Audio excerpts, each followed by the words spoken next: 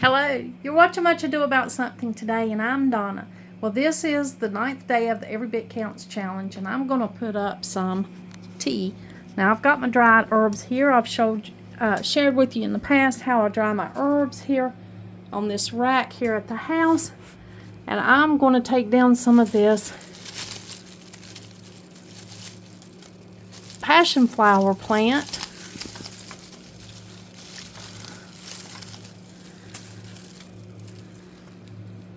I've got several bunches of it here. And I'm going to go ahead and take it down and get it prepped.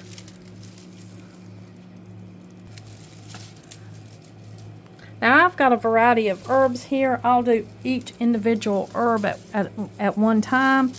And then if I want to mix the herbs, I'll do that later. I've got some herbs that are drying here for teas, and then I've got some herbs that are drying for different things, like herbal salves and other things that I use during the year. I've got a lot of lemon balm. That's definitely for tea. And I've got mullein. That's for tea. And I have mint. That can be for various things, and lemon balm, just different things hanging here. But I am going to harvest or take down most of my passion flower vine that I've got growing, that I have growing outside. And that's what I harvest this from. I harvest it and hang it up, and then when it's dried, I'll process it the way I'm going to share with you today. Now this is the passion flower vine that I have growing out here in my garden here. Now I do harvest the flowers sometimes, but as you can see, I've got a lot of pollinators that are on these flowers, and so I usually leave the flowers for the pollinators. And then sometimes I'll just harvest flowers and have all flowers for tea. That makes a really beautiful tea. Passion flower, this is Passiflora Incarnata. It has a lot of good benefits for you. It's got a lot of good sedative properties or relaxing properties. It's just a really good tea to have. So I will harvest more of this tea tomorrow, and I'll hang that up for drying, but it's really busy out here tonight. I usually don't harvest in the evening. I usually wait and harvest until the morning. So I'll be out here harvesting more passion flower to hang up and dry to make tea in the future. I've had this passion flower vine drying for quite a while, maybe several weeks, at least a month maybe. And I'm just going to go right ahead and start processing it so that I can use it in tea.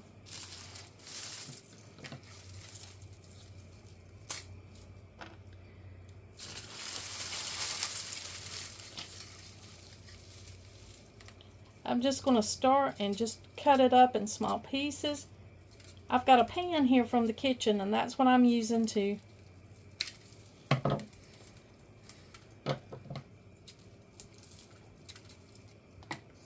cut my Passiflora Incarnata, my passion flower up. I don't know, my cat loves this process. He gets so excited whenever I start doing this. I guess it's because all these little things are jumping around in the pan. So you may see him. He's going to be investigating to see what's going on. Now, a lot of people make their tea out of the flowers. A lot of people just make their tea out of the leaves. I make my tea out of the leaves and the little stems. It's just the way that I have always done it. Now you may see some differences. You gotta get down, buddy. You may see some differences the way people process different things because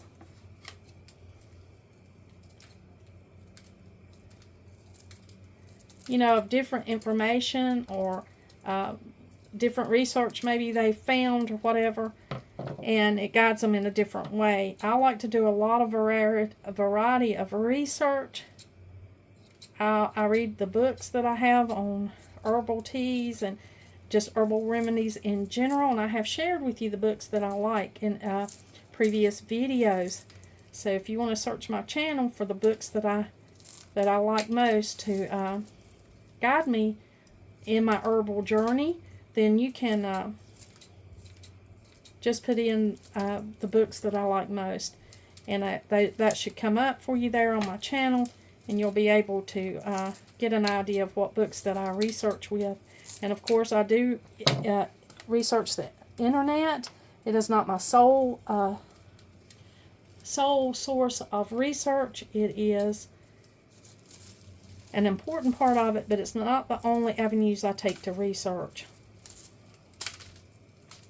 So I research now this tea, you know, this tea, I have learned to make this tea from experience. So having experience for years in the herbal world and foraging and the lifestyle that we had growing up, this tea was, you know, I didn't have any problem knowing how to make tea from this passion flower, because that was something that was a common thing that we did. Passion flower is one of my favorite teas. I grow it and I make sure I have a lot on hand every year so that I can dry it. I make jelly out of the passion fruits, and I love that. That's a real treat. Of course, those fruits are not ripe yet, but when they do get ripe, I'll share with you making that jelly from the passion juice, the passion fruit juice. It's a real treat. We really enjoy that. Makes a great gift, and it's got a wonderful flavor. You can do research on the passion flower and find out all the amazing benefits of passion flower tea and how good it is. I have noticed, and even with me, if you want to fact check or go about, do whatever you need to do to get to the facts of things, you know, don't take anybody's word for it. I have been noticing on some of the YouTube channels that I watch, there's some people that have questionable knowledge about what they're sharing. So just make sure you do your research and for yourself, whatever that might be, and find the source of the truth and the facts about an actual plant that you use. I've used this plant, passion flower, for a long time. Sometimes I mix it with other teas, but mainly I just use the passion flower leaves and stems like I'm cutting up for you right here. This is what I'll do. I'll cut this dried passion flower stems that I've hung up here, leaves and stems. I'll cut them up and process them after I've dried them. I hang mine to dry. I have heard that some people don't like to air dry them because they don't stay a beautiful color. Well, I don't need them to be a beautiful color. I think they are beautiful, just like they are. This is air dried there on the rack that I have here in the living room.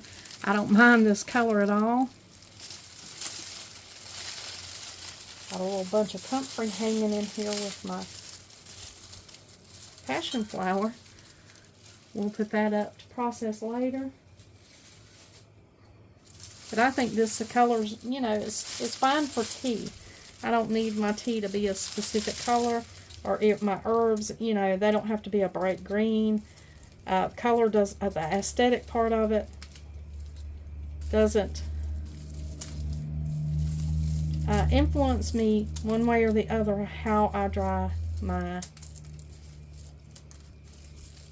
herbs. I like to dry them gently in an area that's away from the sun, which I have on my rack there that's going down the hall. I like to bundle them up in small bundles, put a rubber band on the end, and hang them to dry. and just let them dry naturally. Now if you put this out in the sunlight, it would fade a lot of the color out of this herb, out of this plant. It would look a lot different. You want to kind of protect the properties that's in your dried herbs or the plants that you're using for medicinal uses. You know, you want to protect the properties that make them good for you, that make them why you choose to dry them and use them. And so that's what I do. I dry them slowly, air dry, but you're free to dry yours however you wish, whichever way you like to dry your herbs and plants. That's how you should do it.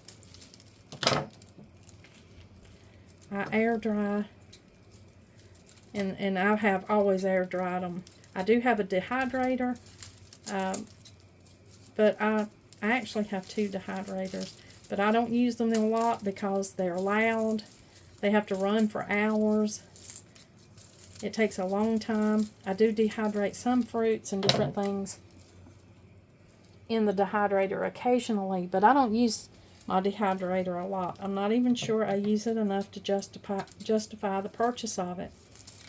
I just air dry mine, hanging up the way that I've shared with you.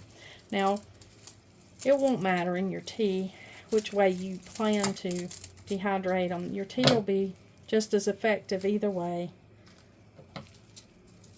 It'll taste pretty much the same. I've never noticed a difference in the way it tastes from a dehydrator, a freeze dryer, or hanging to dry. This is just a simple way that I choose to do it because anybody can do it this way. You don't have to put money into it to dehydrate or to dry. You can do that with natural resources and natural things around you.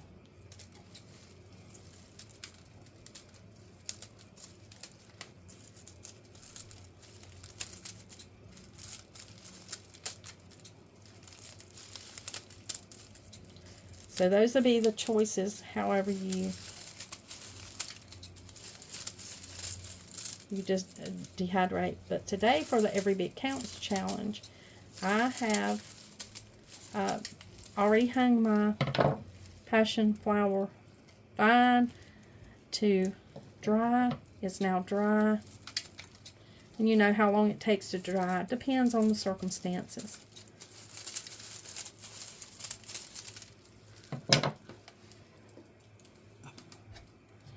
Sometimes these things jump around. I don't cut these particularly in small pieces because I'll store them like this, and I can always cut them smaller later.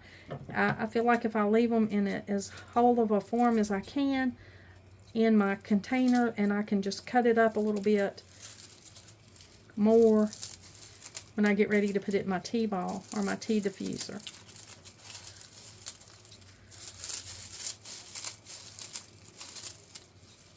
Now it's going to take me a little bit to get all these cut up. And of course, while you're going through it, you want to pick through and make sure there's not anything undesirable in here. You know, nothing that's dried up and doesn't look good, like maybe a really brown leaf. That probably does not have any properties in it. Now you can see I've got it all cut up in the tray. And I'm going to store it in a Ziploc baggie. And then, if I'm going to use it, I've got a little canister that I put my passion flower in. And I'll fill that little canister up from these supplies of the dried passion flower that I've got here. And this will be enough, easily enough for a year.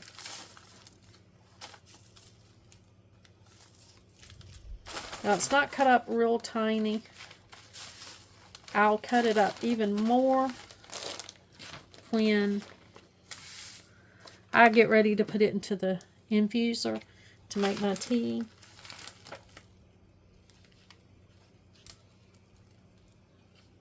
And I'll do the mint like this, and I'll do the lemon balm and all the other things that I have over there that I make the teas with. out from my herb garden, even rosemary and sage. I'll dry on the drying rack, wait till it dries, and then I'll process it this way. I'll cut it up and put it in Ziploc baggies until I'm ready to use it.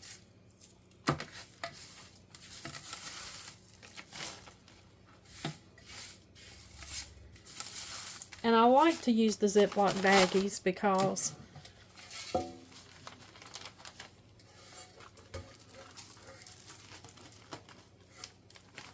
let's get all that in there, is I can lay them down flat and push out most of the air.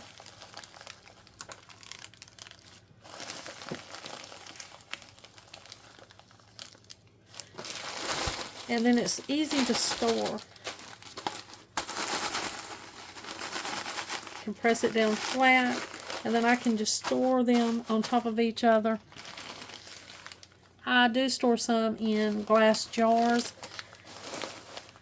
in different ways, but this seems to be the easiest way for me to store it when I have a bulk of tea that I want to store for a year. This is the easiest way. And there you go, for day 9 of Every Bit Counts challenge. I'm putting away passion flowers, plants for my tea this year. Thank you for joining me, and like always, until next time.